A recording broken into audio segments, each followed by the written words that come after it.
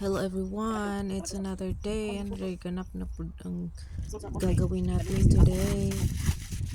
Kaya maglilinis tayo sa backyard.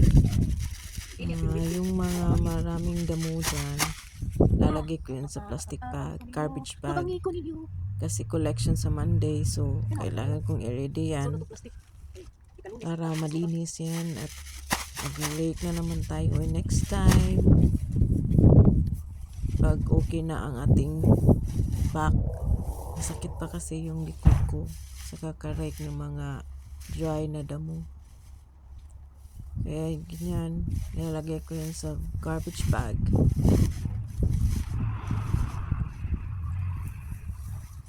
Maganda ang panahon today. It's sunny, a little windy, but it's okay.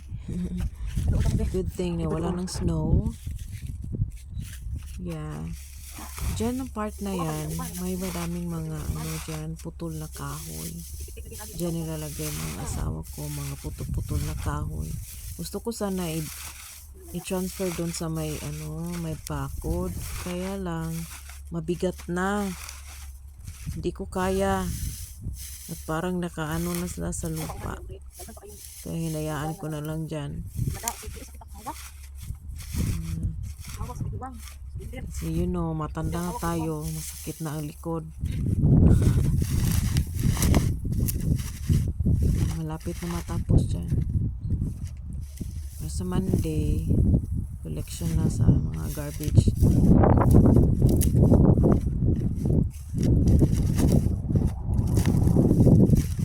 Para lang sa Pinas, no? Pag ganyan, pag summer na. Pero pag snow, madaming snow dyan, grabe. Ang haba kasi ng mga damo dyan. Nung una kong pagdating dito, grabe ang haba ng mga damo. Hindi nalinisan. May old and new na mga damo. Marami ding mga boards dyan, nakalibing. Mga plywood and everything. Kaya kinukuha ko, nilagay ko sa lumang greenhouse, mga kahoy.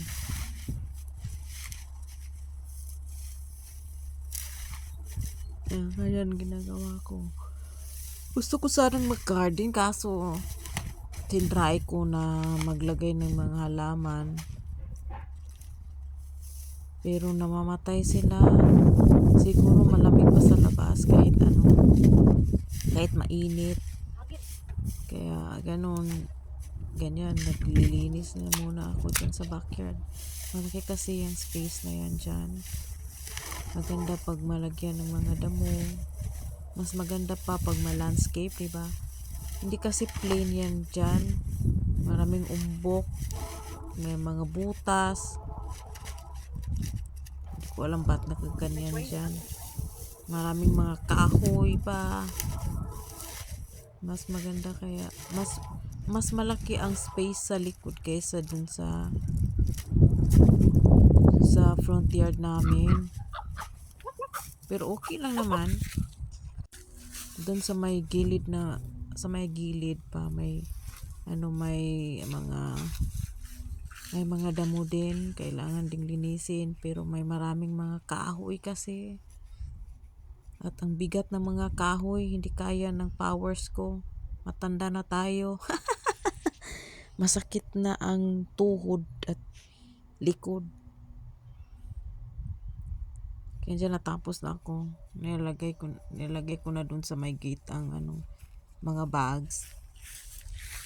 At ito transfer ko yan later or Sunday. Yan na po dari sa laing sako. Ilipat ko yan dyan sa tabi ng kasada.